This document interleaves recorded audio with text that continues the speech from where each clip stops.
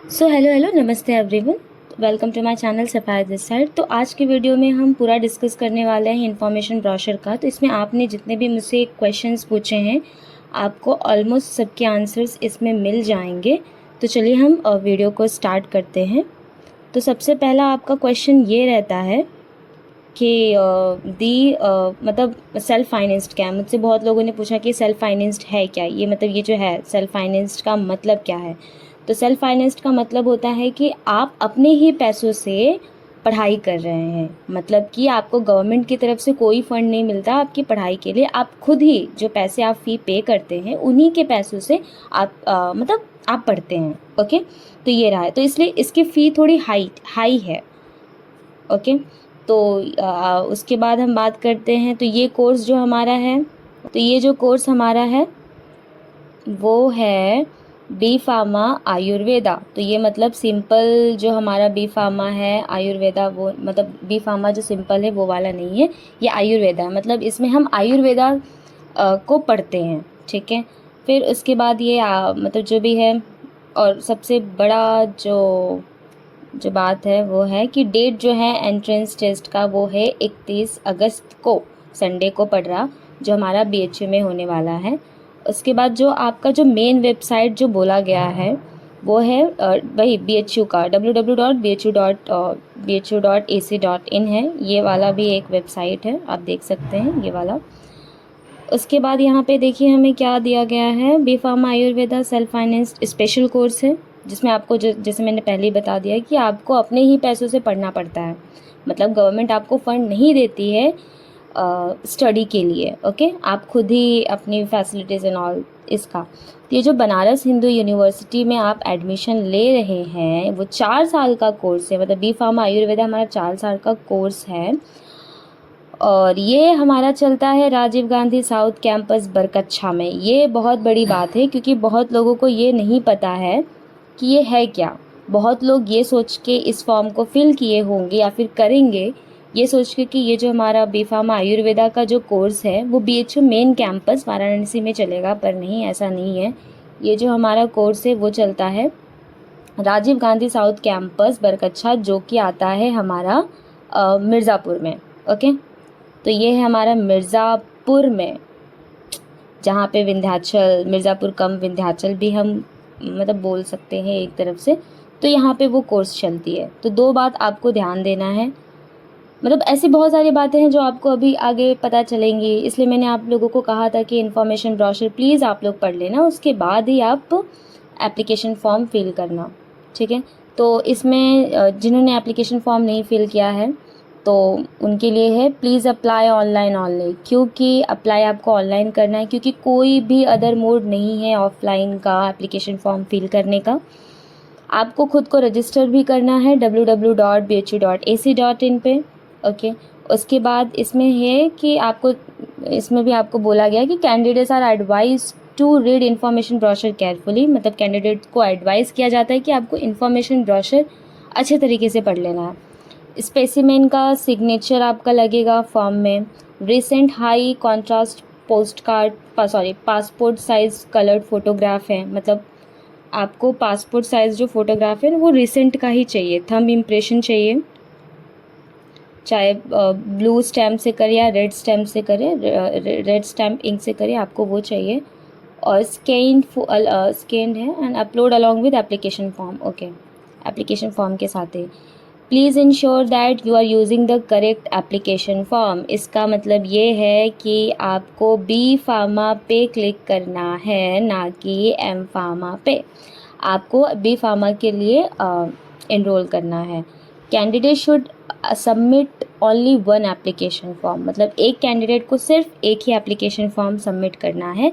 फिर से उनको लॉगिन करके, मतलब साइन अप करके लॉगिन करके एप्लीकेशन फॉर्म भरने की मतलब नहीं करना है। वो वैसे कोई क्यों करेगा, राइट? क्योंकि क्यों, किसके पास इतने पैसे हैं कि डबल डबल फॉर्म। ओके, चलो आगे देखते हैं। Instructions for photographs. तो यहाँ पे हमें कुछ इंस्ट्रक्शंस दिए गए हैं फोटोग्राफ्स को लेके। तो नंबर 1 है हमारा recent high contrast passport size coloured photograph. ठीक है, ये तो मैंने पहले बता दिया। Photograph is not to be attested. इसका मतलब है कि आपको थर्ड पार्टी से कोई वेरिफिकेशन की ज़रूरत नहीं है। Photograph must be taken on और आफ्टर 1 जून 2025, मतलब जो फ़ोटो है या फिर आपका 1 जून के बाद हो या फिर 1 जून को ही लिया गया हो, वो फ़ोटोग्राफ आपको चाहिए।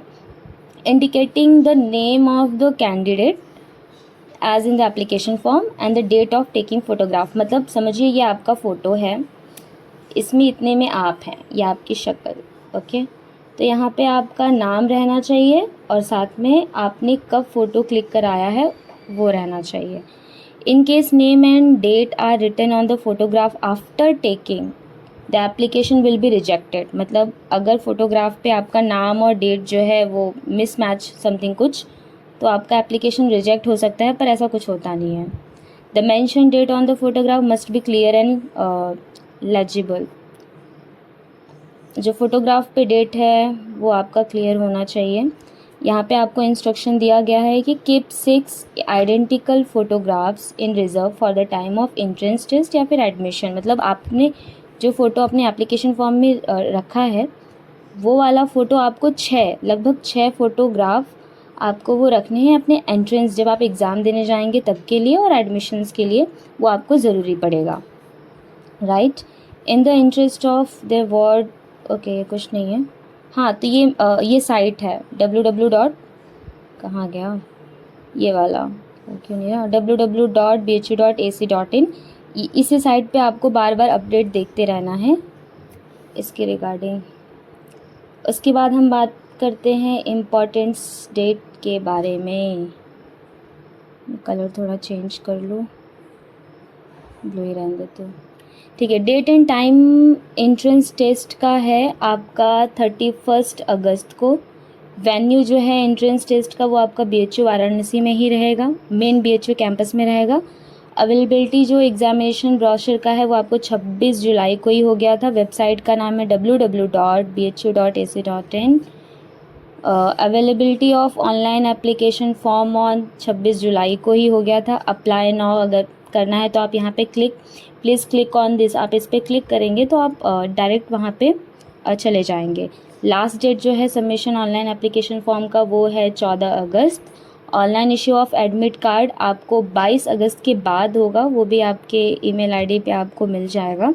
In case eligible candidate does not receive admit card please contact the office of, मतलब जिसको भी अगर एडमिट कार्ड नहीं मिलता है, रिसीव नहीं होता है, तो वो डायरेक्टर ऑफिस में जाके आप कंप्लेन कर सकते हैं 30 अगस्त को। उसमें आपको ये टाइमिंग दिया जाता है, पर इसकी ज़रूरत नहीं पड़ती है, लगभग आपको मिल ही जाएगा। आप बस अपना ईमेल आईडी सही से डालना, ईमेल आईडी आपको पर्टिकुलर सही डालनी है, क्योंकि उसी ईमेल आईडी पे आपको आगे के information, admit card, counselling process सबके ईमेल आपको आते रहेंगे। Date of display of answer key 2 तारीख को 2 सितंबर को आपको आंसर की मिल जाएगी। अगर आपको कंप्लेन फाइल करना है किसी भी आंसर की से रिलेटेड तो वो है 4 सितंबर को आप कर सकते हैं। रिज़ल्ट डिक्लेयर होगा आपका 11 सितंबर को, और काउंसलिंग और मेडिकल चेकअप ये बाद में आपको बता दिया जाएगा ईमेल के थ्रू या फिर मे बी कॉल के थ्रू आपको बता दिया जाएगा, ठीक है। और कब ज्वाइनिंग है, कमेंसमेंट कब है क्लासेस की, तो आप जब काउंसलिंग के लिए आएंगे तो उस दिन आपको पता चल जाएगा कि आपकी क्लासेस कब से स्टार्ट हो रही हैं और आपको ज्वाइन कब से करना है। ये बात हो गई। अब बात करते हैं हम एग्ज़ामिनेशन फ़ी की। तो जो आप फॉर्म फिल करेंगे उसके लिए है 1200 जनरल, OBC और EWS कैंडिडेट के लिए, और 900 रुपये हैं सिर्फ SC ST और PWD कैंडिडेट के लिए। और ये मेक श्योर करना है कि आपको ऑनलाइन पेमेंट करना है, ऑफलाइन पेमेंट आप नहीं कर सकते हैं, और ऑनलाइन ही फॉर्म भरा जाएगा। ऑफलाइन मोड में कोई फॉर्म फिलिंग नहीं होती है। और एग्ज़ामिनेशन सेंटर पे आपको कोई भी इलेक्ट्रॉनिक गैजेट अलाउड नहीं है, ठीक है। और आप काउंसलिंग के टाइम पे क्या क्या डॉक्यूमेंट रिक्वायर है ये सब वही है, तो आप एक बार देख लेना। उसके बाद हाँ, बहुत लोगों ने मुझसे एलिजिबिलिटी क्राइटेरिया पूछा है कि रिक्वायर्ड क्या है, मतलब कौन से बच्चे ऐसे हैं जो BHU B.Pharma आयुर्वेदा का एग्ज़ाम दे सकते हैं। तो जो ऐसे बच्चे जिन्होंने इंटरमीडिएट मतलब 12th पास आउट हैं, कौन से सब्जेक्ट से, फिज़िक्स, केमिस्ट्री और बायोलॉजी से, और इंग्लिश, मतलब किसी भी बोर्ड से हो जिन्होंने फिज़िक्स, केमिस्ट्री और बायोलॉजी साथ में इंग्लिश किया है, और उनके ये पूरे चारों का मिला के उनका मिनिमम जो मार्क्स है ना 50% हो रहा है, ठीक है। 50% किसके लिए? जनरल कैटेगरी और EWS के लिए, तो वो एलिजिबल हैं। और 45% अगर उनके मार्क्स आ रहे हैं OBC के लिए, तो वो एलिजिबल हैं। और PWD कैंडिडेट के लिए भी हाँ 45% मार्क्स चाहिए, और SC ST वालों के लिए 40% मार्क्स चाहिए। तो इतने बच्चे हैं जो एलिजिबल हैं B.Pharma आयुर्वेदा के एग्ज़ाम के लिए, ठीक है। सबसे पहले क्या, आपको 12th पास आउट होना चाहिए, फिज़िक्स, केमिस्ट्री, बायोलॉजी और इंग्लिश के साथ। मैथ्स वालों नहीं दे सकते हैं। मिनिमम जो मार्क्स है जनरल और EWS के लिए 50% है, और 45% OBC और AWS के लिए है, और 40% है हमारा SC और ST कैंडिडेट के लिए, ठीक है। तो कोर्स के बारे में हम पहले ही जान चुके हैं कि ये कोर्स है कैसा। तो 4 साल का ये कोर्स है, एनुअल सिस्टम है, ठीक है। B.Pharma आयुर्वेदा है, प्लेन वाला नहीं है जो हम एलोपैथी वाला, नहीं, एलोपैथी का नहीं है।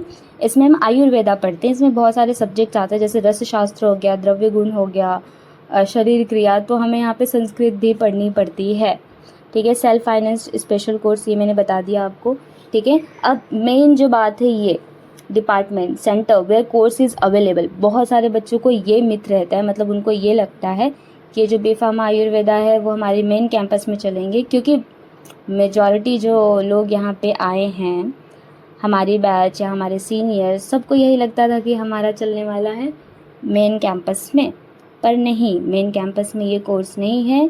ये कोर्स है मिर्ज़ापुर सिटी में, बरकच्छा, राजीव गांधी साउथ कैंपस में, ठीक है। तो बरकच्छा में ये हमारी कोर्स चलती है।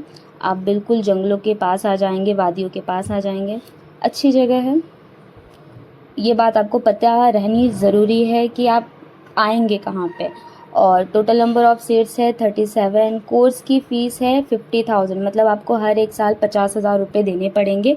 और रेगुलर फ़ीस में आपका इंक्लूड होगा काउंसलिंग फ़ीस और आई थिंक छोटे मोटे जो, तो मान के चलिए इस साल अगर आपका एडमिशन आप कराना चाहते हैं तो आप अपने इन हैंड 75,000 रुपीज़ अपने पास आप जुगाड़ करके पहले से ही रख लेना, क्योंकि 75,000 तक आपको लग जाएगा, ठीक है। अब हो गया